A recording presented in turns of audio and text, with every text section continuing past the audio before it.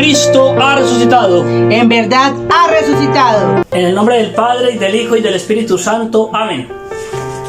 Padre de misericordia, Dios de todo consuelo, queremos adorarte, glorificarte, bendecirte en este día. Reconocer tu presencia en medio de nosotros, como lo prometió tu divino Hijo Jesús. Donde 2 o 3 se reúnen en mi nombre, allí estoy yo en medio de ellos.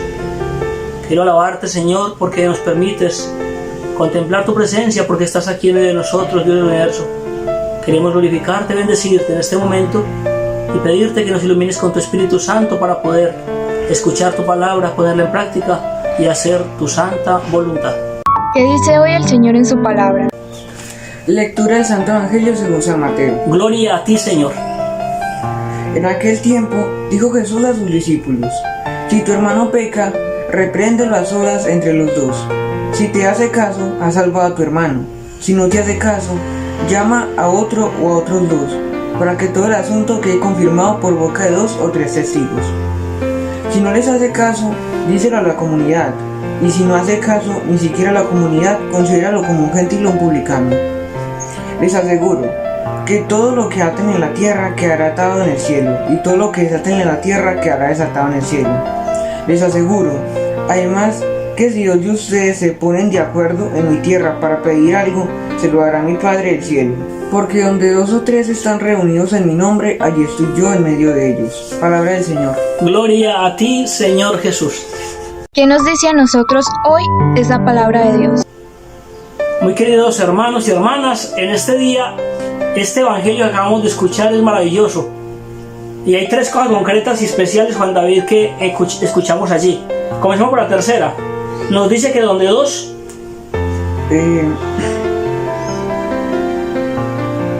o 3 estén reunidos en oración, allí estoy yo en medio de ellos. ¿Está quién? Jesús. Que donde 2 o 3 se reúnen en su nombre, ahí está Él en medio de ellos. Y así comenzamos la oración de este momento de reflexión. Qué lindo es comenzar con esto para sencillamente asegurar que Dios está aquí en medio de nosotros. ¿Por qué? Porque las promesas de Dios siempre se cumplen. No hay nada que Dios no haya dicho en su palabra que deje de cumplirse. Es más, también lo ha dicho: cielo y tierra pasarán, mas mis palabras no pasarán nunca. Entonces la promesa de Jesucristo, que es Dios hecho hombre, es que va a estar en medio de nosotros siempre que nos reunamos en su nombre. ¿Qué es reunirse en el nombre del Señor, Juan David? ¿Tú qué piensas que es eso? Hacer oración. Reconocer que Dios es nuestro Señor. Ponernos en sus manos confiadamente en Él, y a través de la oración, como tú lo indicas, invitarlo a estar con nosotros. Entonces Él está aquí en medio de nosotros hoy, Juan David. Eso es maravilloso.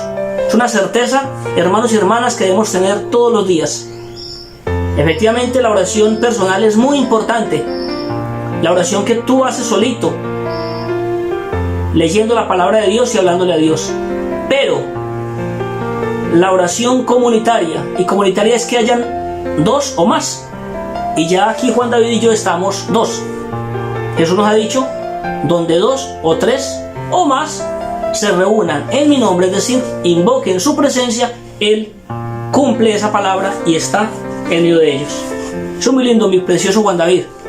Pedirle a Dios que está aquí con nosotros, que nos dé esa gracia para confiar cada día más en Él. Pero hay otros 2 momentos muy especiales del Evangelio de hoy. Decía que el Evangelio tiene 3 momentos, 3 temas concretos tiene.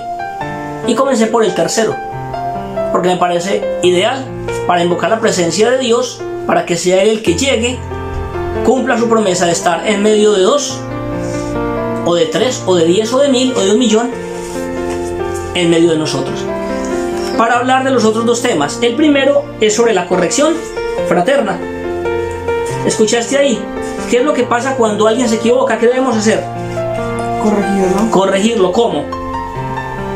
Diciéndole qué es lo que está haciendo mal. Diciéndole que está haciendo mal. Y dice ahí que primero se llama a esa persona a solas y se le corrige en el nombre de Dios. Hermanito, hermanita, te has equivocado. Y orientarlo para que esa persona de pronto que no sabía que se estaba equivocando, pues tome conciencia de su situación y cambie su vida y mejore. Es posible que las personas hagan cosas malas sin saber que están haciendo el mal. Pues un hermano cristiano tiene la obligación, dice Jesucristo, que los discípulos deben ir y corregir a ese hermano que está equivocado a solas. Y si no, llamar a otro para que sea testigo y con ese otro también hace la corrección. ¿Te ha pasado a ti, Juan David, en algún momento que tengas que corregir a alguien, un compañerito o no? ¿O nunca ha pasado eso? O en tu experiencia, o aquí con la familia, conmigo, con la mamá, con tu hermanita. ¿Has corregido en algún momento? Sí. Sí. ¿Y qué ocurre cuando tú corriges? ¿Qué sientes? ¿Eso es bueno o eso es malo? Pues bueno, ¿Por qué es bueno? porque como ya dije, le estaba explicando a la otra persona qué es lo que está haciendo mal para que lo haga bien. Y es bueno por eso, porque al corregir al otro, uno también se puede sentir bien de haber hecho una obra de misericordia, ¿cierto? Porque dice, una obra de misericordia es precisamente corregir al que se equivoca, dar consejo a aquel que lo necesita. Entonces mire lo importante, cuando yo corrijo, también yo efectivamente recibo gracias de esa corrección que hice. No es fácil, ¿cierto? No es fácil porque uno va a pensar, el otro se va a poner mal, le va a dar rabia, se va a indisponer contra mí, pero no importa. Digamos que si yo hice eso en el nombre de Dios, yo debo estar tranquilo. ¿Por qué? Porque Dios me va a recompensar. Grave es que si yo me doy cuenta que alguien está equivocado, no lo haga, porque también cargo con la culpa de ser sencillamente cómplice de eso malo que esté haciendo alguien. Está robando, está haciendo algo malo contra alguien y yo no le digo, pues soy culpable también. ¿Por qué? Porque de manera cómplice permití que esa persona hiciera algo que no estaba bien y yo lo dejé. Y el otro momento, que era el segundo del evangelio del día de hoy, es que Jesús le dice a los apóstoles algo que le dijo primero a Pedro: lo que ates en la tierra quedará atado en el cielo, y lo que desates en la tierra quedará desatado en el cielo. Muy bien. La misión que Cristo Jesús le da al apóstol Pedro, en primer lugar, cuando le dice: tú eres Pedro y sobre esta piedra edificaré mi iglesia, a ti te entregaré las llaves del reino de los cielos, para que lo que ates en la tierra quede atado en el cielo. Ahora se lo dice a los discípulos en pleno, a los 12 apóstoles. Es decir, esa misión maravillosa, hermanos y hermanas, una de las cosas más grandes que tienen los apóstoles y sus sucesores, los obispos y los sacerdotes, es el regalo del sacramento de la penitencia. Poder perdonar pecados en el nombre del Señor. No es un invento, hermanos y hermanas, de la iglesia. Porque es que la iglesia es el cuerpo místico de Cristo. Porque es que la iglesia es el conjunto de hermanos y hermanas, miembros del cuerpo de Cristo. Cristo cabeza, nosotros sus miembros. Y a la iglesia, y dentro de la iglesia, Cristo Jesús colocó unos fundamentos. Estamos fundamentados sobre 12 columnas, los 12 apóstoles del Cordero. Y a esos 12 apóstoles, el Señor Jesús les entrega ese don de perdonar. Cuando les dijo allá en San Juan: reciban el Espíritu Santo, a quienes les perdonan los pecados les quedan perdonados. Aquí les está diciendo: lo que aten en la tierra les quedará atado en el cielo. El Señor da el poder a los apóstoles, que en este momento son quienes, los obispos y los sacerdotes, de perdonar pecados. Y ellos no perdonan simplemente porque tengan el poder ellos, perdonan porque Jesucristo actúa en ellos. Es decir, ningún hombre, hermanos y hermanas, ningún hombre ni ninguna mujer, ningún ser humano, aparte de Jesucristo, que también es hombre, pero que es Dios, puede perdonar pecados. Solo Jesucristo, solo Dios. Pero Él, en su infinita misericordia, transfirió ese poder a sus sacerdotes para que ellos lo hagan en nombre suyo. En latín se dice que los sacerdotes actúan in persona Christi, es decir, en la persona de Jesucristo. Cuando el sacerdote Juan David bautiza, no es ese hombre, Ricardo, Jason, Fran, Andrés, Juan Carlos, el que bautiza. Es Jesucristo mismo el que está bautizando. Cuando el sacerdote, cuando el papa, cuando el obispo está confesando, no es el Papa Francisco, no es Monseñor Hugo, nuestro obispo, no es el Padre Francisco el que está confesando o perdonando. Es Jesucristo mismo quien perdona en el nombre del Señor. Cuando el sacerdote, el obispo o el papa, que los tres son sacerdotes, celebra la Eucaristía, la preside porque la celebramos toda la comunidad.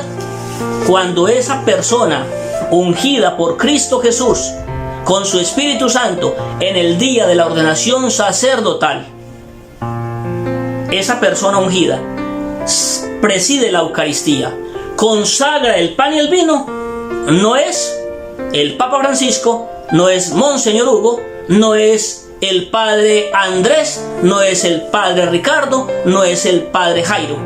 Es Jesucristo mismo quien preside la Eucaristía, consagra el pan y el vino y en nombre de Cristo dice: tomen y coman, esto es mi cuerpo.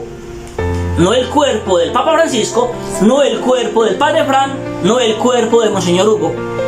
El cuerpo de Cristo Jesús, porque las palabras que está diciendo no son sus palabras, sino las palabras de Jesucristo.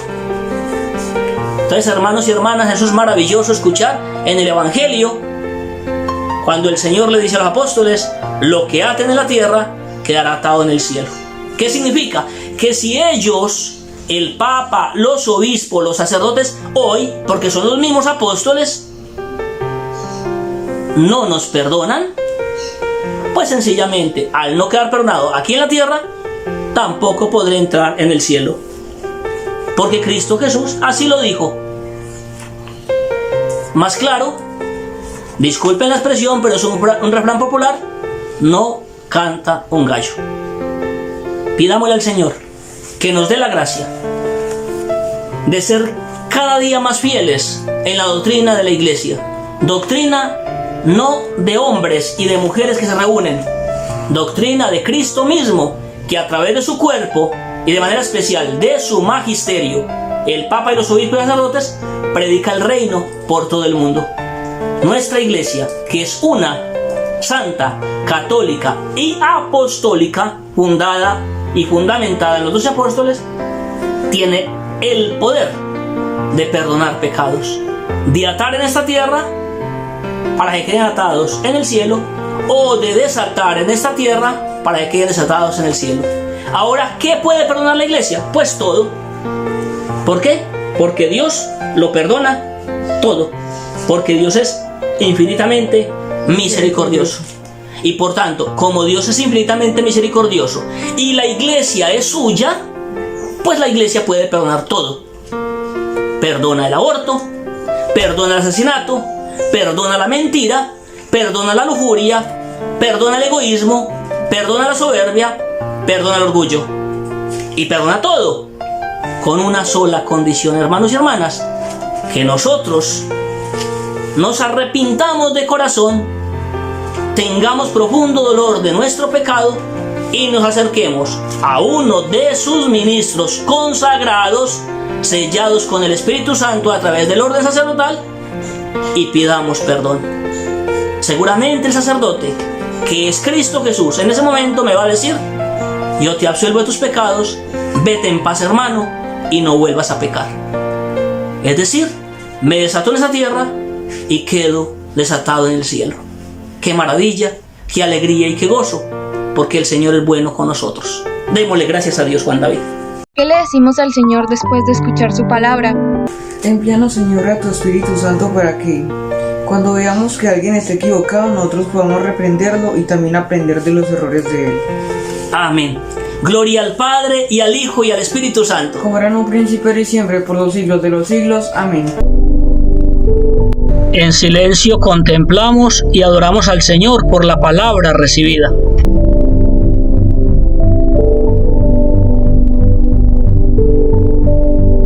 Permítenos reposar, Señor, En tu hogar santo de Nazaret. Dios es bueno Todo el tiempo. y todo el tiempo. Dios es bueno.